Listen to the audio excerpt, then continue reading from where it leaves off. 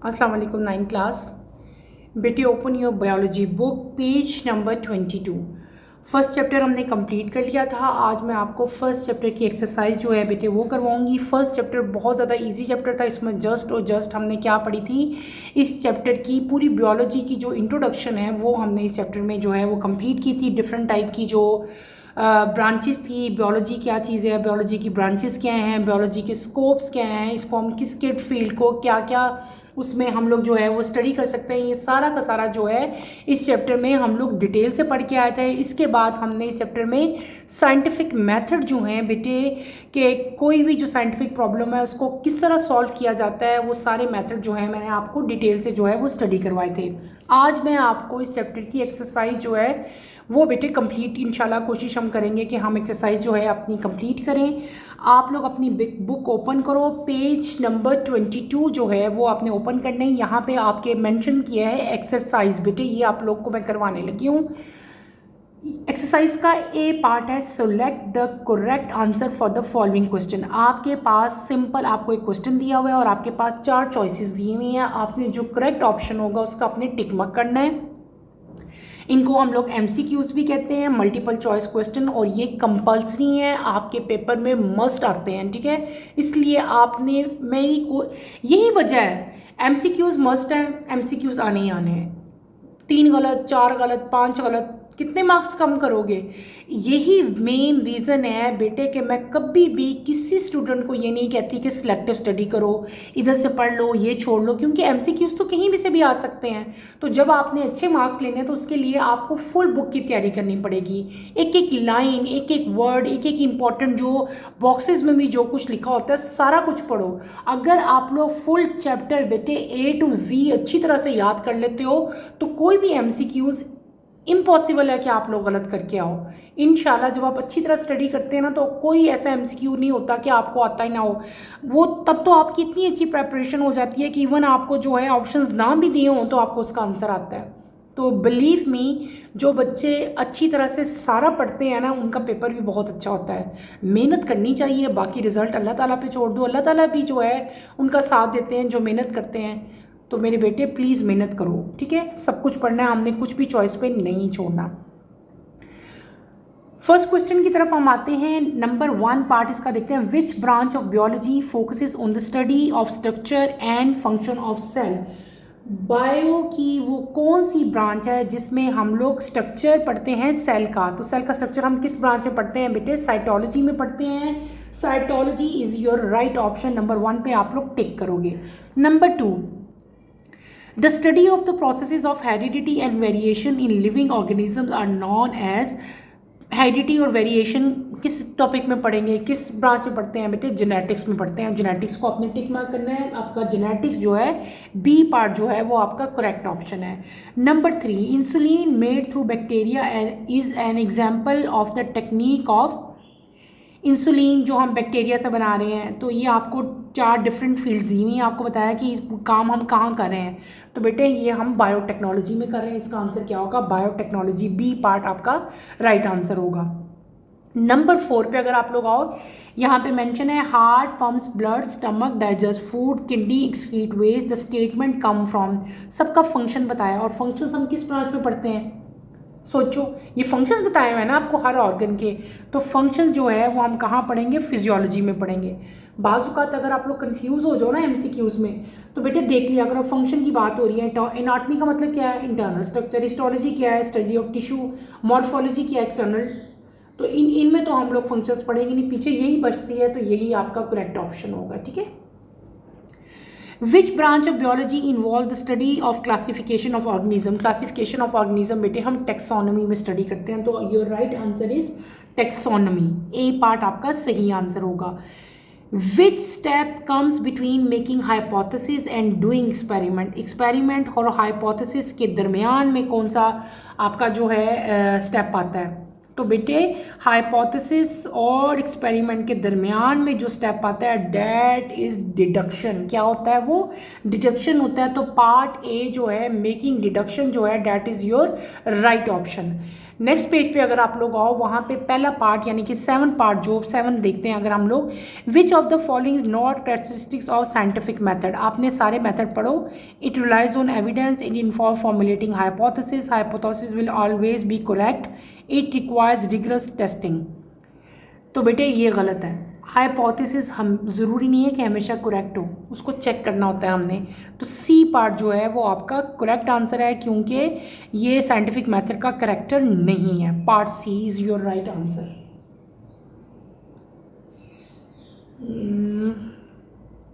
Okay, next part 8 पे हम आते हैं। पार्ट 8 की बात मैं कर रही हूँ, choose the correct sequence of the step of scientific method. बेटे साइंटिफिक मेथड मैंने आपको बहुत अच्छी तरह समझाए थे, आपने उनका सीक्वेंस लिखना है। तो उनका राइट सीक्वेंस क्या होता है, पहले ऑब्जर्वेशन करते हैं, उसके बाद हाइपोथेसिस, हाइपोथेसिस के बाद क्या होती है डिडक्शन, और डिडक्शन के बाद क्या होता है हमारा एक्सपेरिमेंट। तो पहला जो ए पार्ट है वो सही ऑप्शन है, ठीक है, ये करेक्ट सीक्वेंस लिखा हुआ है ए पे। नेक्स्ट हम आते हैं पार्ट 9 की तरफ। पार्ट 9 की तरफ आओ। People who slept near smoking fire had less chance to suffer from malaria. Why? Reason बताना है। Smoke kill plasmodium, no. Fire increase temperature, ये भी गलत है।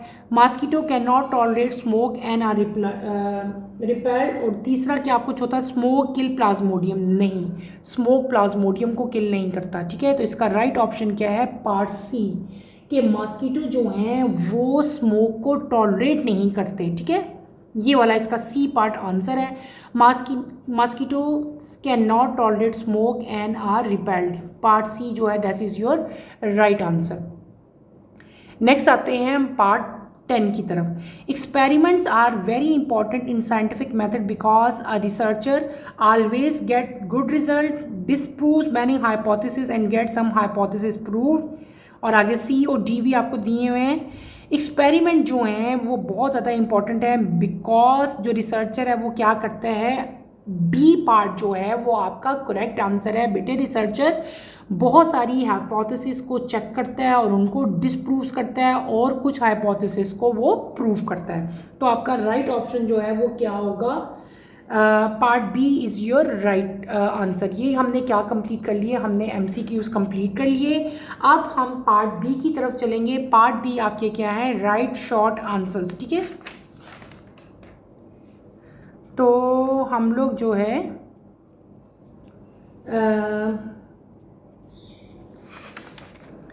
पार्ट जो बी है राइट शॉर्ट आंसर्स बेटे वो मैं आपको भी करवाऊंगी। पार्ट बी की तरफ आए, पेज नंबर 23 पे, जहाँ पे आपके MCQs खत्म हुआ उसी के नीचे part B write short answers बेटे दिए हुए आपको। पहला क्वेश्चन है, define the following branches of biology, genetics, anatomy, palaeontology, marine biology and pathology, ठीक है। तो आपकी बुक में बेटे ये तमाम की तमाम ब्रांचेस जो हैं ये दी हुई हैं, ठीक है। अगर हम यहाँ पे आते हैं, मैं आपको बताती हूँ इसका आंसर किधर है, ये इधर आए, पेज नंबर 6 पे आपको ब्रांचेस दी हुई हैं। मेजर फील्ड्स हैं, फिर ब्रांचेस और सब फील्ड्स हैं। तो ये देखें आपको क्या क्या आपसे पूछी गई है, आपसे पूछा है उन्होंने जेनेटिक्स, तो ये बेटे जेनेटिक्स की डेफिनेशन। उसके बाद आपसे क्या पूछा हुआ है उन्होंने, पैलेंटोलॉजी, ये पैलेंटोलॉजी में आपने दो बतानी है कि पैनल बॉटनी भी आती है, पैनल जोलॉजी भी आती है, ये डेफिनेशन आप लिखोगे। फिर आपसे पूछा है मैरीन बायोलॉजी भी आपके यहाँ पे मेंशन थी। ये पेज नंबर 8 पे आप लोग आओ तो यहाँ पे आपको मैरीन बायोलॉजी दी है, जहाँ पे मेरा पेन है। ये मैरीन बायोलॉजी की डेफिनेशन हमने पढ़ी भी थी, ये आपने राइट करनी है। देन लास्ट में आपसे मैंने पूछा है पैथोलॉजी भी यहाँ पे दी हुई है, पेज नंबर 8 पे। मैरीन बायोलॉजी के नीचे जो है बेटे पैथोलॉजी भी गिवन है, ये आपने एज इट इज़ जो है यहाँ पे राइट करनी है। क्लियर हो गया। नेक्स्ट पे आप लोग आओ, नेक्स्ट आपका आता है बेटे पार्ट 2 पे हम लोग आएंगे। पार्ट 2 में आपको क्या दिया हुआ है हम वो देखते हैं। जस्ट अ सेकेंड बेटे, एक सेकेंड।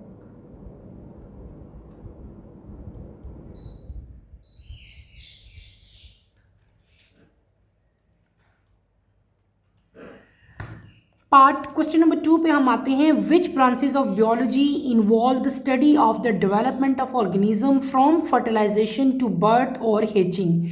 बायोलॉजी की वो कौन सी ब्रांच है जिसमें बेटे हम ऑर्गेनिज्म की डेवलपमेंट के बारे में पढ़ते हैं फ्रॉम फर्टिलाइजेशन टू बर्थ, यानी कि फर्टिलाइज होने से बर्थ होने तक कौन सी ऐसी जो है ब्रांच है जिसमें हम लोग जो है वो स्टडी करते हैं। तो बेटे वो ब्रांच का नाम क्या होता है, एम्ब्रियोलॉजी। क्या नाम है, एम्ब्रियोलॉजी। आप सिंपल लिखोगे the branch of biology involve the study of development organism from fertilisation to birth और hatching is known as embryology. यहाँ पे आपकी बुक में लिखी हुई है, अगर ये देखें पेज नंबर 7 पे अगर आप लोग आओ तो यहाँ पे एम्ब्रियोलॉजी लिखी हुई है, development organism from fertilize egg. तो जो बच्चे अच्छी तरह से चैप्टर पढ़ लेते हैं उनके लिए एक्सरसाइज करना जो है वो कोई भी प्रॉब्लम नहीं रहती। नेक्स्ट हम आते हैं क्वेश्चन नंबर 3 की तरफ। How is the profession of medicine and surgery different from animal husbandry. जो मेडिसिन और सर्जरी का प्रोफेशन है बेटे वो एनिमल हस्बेंड्री से डिफरेंट कैसे है।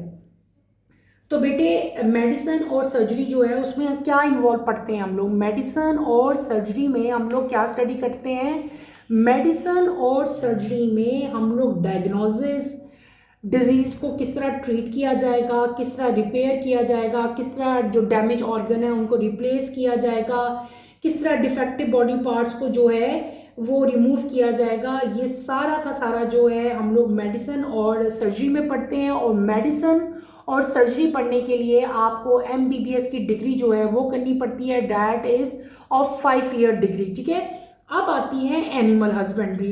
एनिमल हस्बेंड्री जो है वो फोकस करती है, या उस ब्रांच में उस फील्ड में हम लोग क्या स्टडी करते हैं, हम स्टडी करते हैं ब्रीडिंग एंड केयरिंग। किस चीज़ की, लाइफ स्टॉक। लाइफ स्टॉक में क्या आते हैं आपके बैफलोस, भैंसें, काउज आती हैं, गोट्स आती हैं। ठीक है, तो animal husbandry focus on breeding and caring for livestock.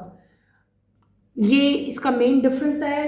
To improve their quality and productivity, यानी कि जो एनिमल्स हैं उनकी क्वालिटी और उनकी प्रोडक्टिविटी को इम्प्रूव करने के लिए बहुत सारे मेथड जो हैं, बहुत सारे जो वेज हैं, बहुत सारे जो तरीके हैं वो इस फील्ड में जो है हम सीखते हैं और आगे उनको यूज़ करते हैं। और इसको एनिमल हस्बेंड्री को पढ़ने के लिए हम लोग 4 ईयर्स की जो है वो डिग्री लेते हैं, that is 4 year BS degree. ये आपकी बुक में लिखा भी हुआ है, मैंने आपको पढ़ाया भी था। अगर आप लोग पीछे जाओ बेटे, यहाँ पे हमने पढ़ा था, मुझे याद आ रहा है आपको मैंने ये डिटेल से पढ़ाया था यहाँ पे जब हमने कैरियर पढ़े थे। इधर आओ, ये देखें पेज नंबर 11 पे आप लोग आएँ तो पेज नंबर 11 पे अगर आप लोग आओ तो यहाँ पे है animal husbandry, the field involve breeding and caring for livestock to improve their quality and productivity.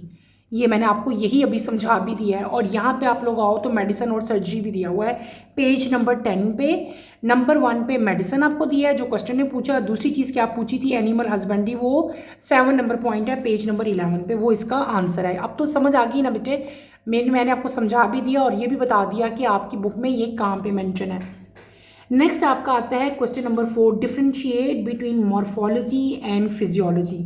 Morphology क्या होती है बेटे, मॉर्फोलॉजी होती है एक्सटर्नल स्ट्रक्चर। क्या होती है, एक्सटर्नल स्ट्रक्चर। फिजियोलॉजी क्या होता है, functions of different body parts. अगर यहाँ पे आप लोग आओ, पेज नंबर 6 पे आओ, अपनी बुक है तो यहाँ पे आपको मॉर्फोलॉजी दी हुई है। ठीक है, ये मॉर्फोलॉजी। और यहाँ पे पेज नंबर 7 के बिल्कुल ऊपर आओ तो यहाँ पे आपको फिजियोलॉजी दी हुई है। यही इनका डिफरेंस है, मैंने आपको बता भी दिया। मॉर्फोलॉजी है वो फॉर्म एंड स्ट्रक्चर है, फिजियोलॉजी क्या है, फंक्शंस ऑफ बॉडी है। लेकिन आपने पूरा लिखना है जो यहाँ पे राइट है। नेक्स्ट आपका आता है what is computational biology. Computational biology क्या होती है ये आपने डिफाइन करनी है, ये भी आपकी बुक में है। कंप्यूटेशनल बियोलॉजी क्या होती है बेटे, कंप्यूटेशनल बियोलॉजी में हम लोग मैथमेटिकल टूल्स जो है वो अप्लाई करते हैं अपनी बियोलॉजिकल प्रॉब्लम्स को सॉल्व करने के लिए। ठीक है, आपकी बुक में ये भी दिया गया था, मैं भी आपको बताती हूँ कहाँ राइट है। ये रहा पेज नंबर 9 पे आप लोग आए, बुक के पेज नंबर 9 पे बेटे ये लिखा हुआ है कंप्यूटेशनल बियोलॉजी नंबर 3 पे। यहाँ पे पेज नंबर 9 पे, in computational biology scientist use mathematical models algorithms and computer stimulation to understand biological system and relationship in involve analyzing biological data such as sequence of amino acid in proteins। ये example दे दी है कि computation biology में आप क्या करते हैं, तो उसकी एक एग्जाम्पल भी आपको अमाइनो एसिड की दे दी है। तो ये आंसर है कंप्यूटेशनल बियोलॉजी वाले क्वेश्चन का, पेज नंबर 9 पे ये पार्ट 3 दिया हुआ है। नेक्स्ट आप लोग आओ, यहाँ पे क्वेश्चन नंबर 6 आपको दिया गया है, what is the role of observation and experiment in scientific method. ठीक है, ऑब्जर्वेशन का और एक्सपेरिमेंट्स का साइंटिफिक जो मेथड्स हैं उनमें क्या रोल है। तो हम साइंटिफिक मेथड की तरफ आओ, पेज नंबर 15 पे आए बेटे आप लोग। यहाँ पे ऑब्जर्वेशंस और दूसरी क्या चीज़ पूछी हुई है, एक्सपेरिमेंटेशंस। पेज नंबर 16 पे आपको दिए हुए एक्सपेरिमेंट्स। इस क्वेश्चन में आपने एक्सपेरिमेंट्स के बारे में और ऑब्जर्वेशन के बारे में जो है बेटे राइट करना है कि ऑब्जर्वेशन जो है उसमें क्या चीज़ इन्वॉल्व होती है, गैदरिंग डाटा। ऑब्जर्वेशन में हम लोग डाटा जो है उसको इकट्ठा करते हैं, ठीक है, और डिफरेंट टाइप का जो है उसके बारे में कोई भी जो भी प्रॉब्लम है उससे पहले उस पर क्या काम हो चुका है, प्रीवियस क्या रिसर्च हो चुकी है, ठीक है, उससे रिलेटेड जितने प्रॉब्लम्स हैं उनको हम लोग ऑब्जर्व करते हैं, उनके बारे में पूरा का पूरा डाटा जमा करते हैं। ठीक है, डाटा दो तरह का हो सकता है, आपको मैंने बताया था, एक क्वालिटेटिव होता है, एक क्वान्टिटेटिव होता है। हम सब डिटेल से जो है ये पढ़ के आए हुए हैं। ठीक है, तो आपने ये ऑब्जर्वेशंस इसके उसमें लिखनी है इस आंसर में, और जो एक्सपेरिमेंटेशंस है वहाँ पे आप लोगों ने जो है एक्सपेरिमेंट को मेंशन करना है कि अपनी हाइपोथेसिस को चेक करने के लिए साइंटिस्ट जो है वो क्या करते हैं, एक्सपेरिमेंट को जो है परफॉर्म करते हैं। तो आपने नंबर 5 जो है वो सारा का सारा इस क्वेश्चन में राइट करना है। तो आपका ये जो लास्ट क्वेश्चन था, क्वेश्चन नंबर 6, इसमें आपने ऑब्जर्वेशन और एक्सपेरिमेंटेशन जो है जो मैंने अभी आपको दिखाई है वो सारी की सारी आपने राइट करनी है। तो बेटे आज के लिए इतना ही काफ़ी है। आज के लेक्चर में मैंने आपको एक्सरसाइज के 2 पार्ट जो हैं वो कंप्लीट कर दिया। पार्ट ए और पार्ट बी जो है हमने कंप्लीट कर लिए। ये दोनों आपने अच्छी तरह से करने हैं। अगर इनमें कोई प्रॉब्लम होती है तो feel free to ask any question. यहीं पर अपना टॉपिक मैं ख़त्म करूँगी। इंशाल्लाह कमिंग लेक्चर में दोबारा मुलाकात होती है। कमिंग लेक्चर में पार्ट सी जो है वो हम लोग स्टार्ट करेंगे। कमिंग लेक्चर की नोटिफिकेशन के लिए बेटे आप चैनल को शेयर करें, लाइक करें और सब्सक्राइब करें। यहीं पे मैं अपना टॉपिक ख़त्म करूँगी। अल्लाह हाफिज़। 9th क्लास, टेक केयर बेटे, अपना बहुत सारा ख्याल रखिएगा।